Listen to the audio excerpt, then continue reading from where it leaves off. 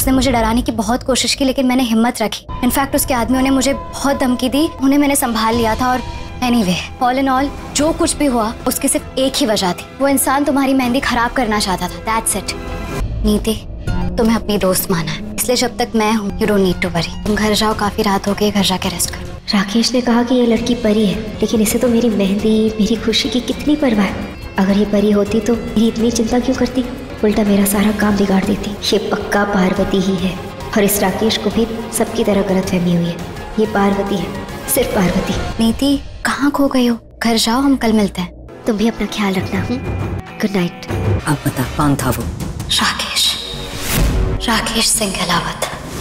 कोई सबूत है कि वो परी ही है? कैसे कह सकते हो कि वो पार्वती नहीं, परी ही है? उसकी हरकतों की वजह से। हरकतों की वजह से मतलब? हाँ मॉम, राकेश में 1000 बुराइयां, लेकिन एक बात है कि वो सिर्फ मुझे पाना चाहता है। परी अपने रौद्र रूप में आती है और यहाँ पर त्रिशूल उठाकर भाई करती है हमला राकेश के लड़कों के ऊपर। मतलब राकेश के जो गुंडे थे ना, जो लोग थे, उनके ऊपर हमला करने की कोशिश करती है। परी को लगता है कि मैं भाग जाऊंगी, लेकिन दोबारा से भाई राकेश आता है और उसके सर पे एक जोर से मारता है और यहाँ पर उसको बेहोश कर देता है। अभी तक तो हमने देखा था कि परी को किस तरीके से किडनैप कर लिया है राकेश के आदमियों ने, और एक बार तो भाई राजीव और नीति पकड़ भी लेते हैं।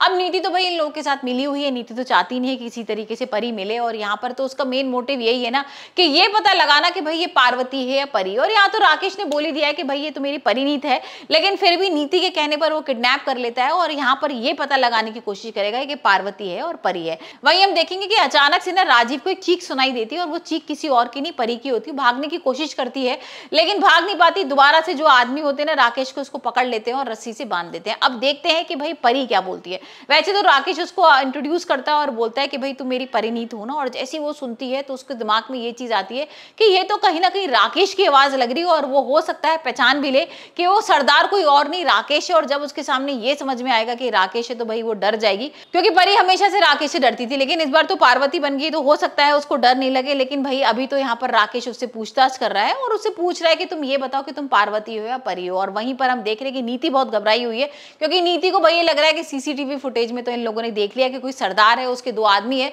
जिन्होंने भाई परी को किडनैप किया है। तो क्या ये सच सामने आ जाएगा कि नीति भी मिली हुई है? क्योंकि राजीव और अंबिका ने ना माइक पे अनाउंस भी कर दिया कि जो भी आदमी है जिसने भी किडनैप किया है परी को, वो 5 मिनट में लेकर बाहर आ जाए, नहीं तो उसकी ऐसी की तैसी कर देंगे हम। तो अब देखते हैं कि जब ये सामने आएगा कि राकेश ने किडनैप किया है, किसी और ने नहीं, तो राजीव और अंबिका क्या करते हैं। अभी तो भाई अंबिका पुलिस को फोन कर रही है, पुलिस वालों को समझाने में लगी हुई है कि उसकी लड़की किडनैप हो गई है और यहाँ पर कोई सरदार बन के एक आदमी आया था जो उसको किडनैप करके ले गया, और यहाँ पर उसका मैनेजर भी भाई गायब है। तो ये सारी चीजें पुलिस वालों को बता रही है। पुलिस वाले सुनने को तैयार ही नहीं है कि भाई ऐसा कुछ हुआ है। उनको तो ये लग रहा है कि होटल में है तो कोई गायब वगैरह नहीं होगी, ऐसी कुछ बात है। लेकिन यहाँ पर अंबिका बहुत परेशान है। तो अब ये बहुत इंटरेस्टिंग होने वाला है कि कैसे परी मिलेगी और यहाँ पर राकेश का होगा खुलासा।